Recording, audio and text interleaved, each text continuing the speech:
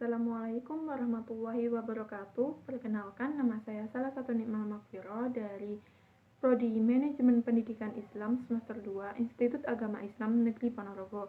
Di sini saya akan menjawab pertanyaan ujian akhir semester mata kuliah Pendidikan Kewarganegaraan. Untuk soal pertama, apa yang akan saudara lakukan jika menjumpai peraturan daerah yang berlawanan NKRI dan Undang-Undang Dasar 1945? Sebelumnya saya akan menjelaskan apa itu peraturan daerah.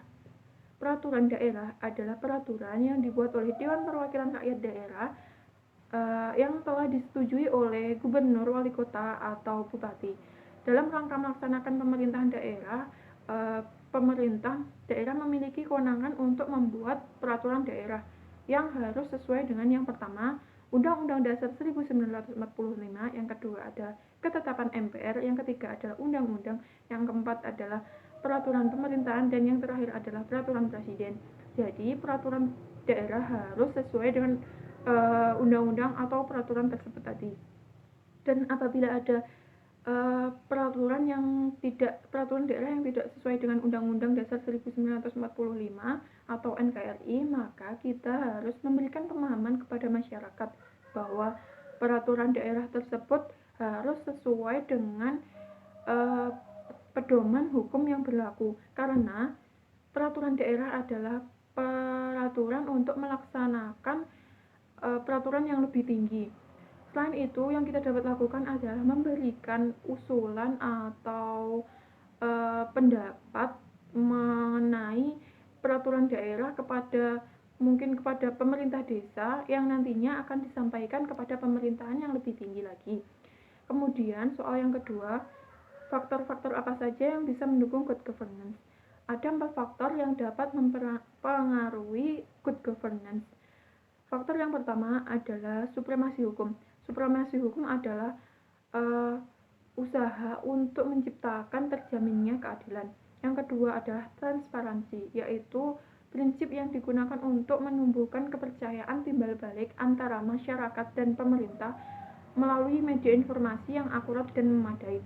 Yang ketiga adalah kepercayaan. Kepercayaan masyarakat adalah rasa percaya masyarakat terhadap pemerintahan untuk melaksanakan pemerintahan dengan baik dan benar. Yang terakhir adalah kebebasan pers. Kebebasan pers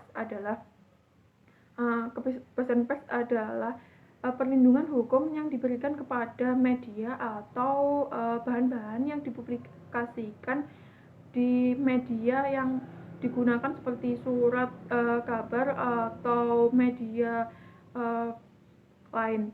Kemudian soal yang ketiga adalah pendapat mengenai seorang perempuan yang menjadi imam sholat dalam analisis gender. Sudah kita ketahui bahwa kesetaraan gender dan emansipasi wanita saat ini sudah dijunjung tinggi. Termasuk dalam Islam juga tidak adanya perbedaan gender.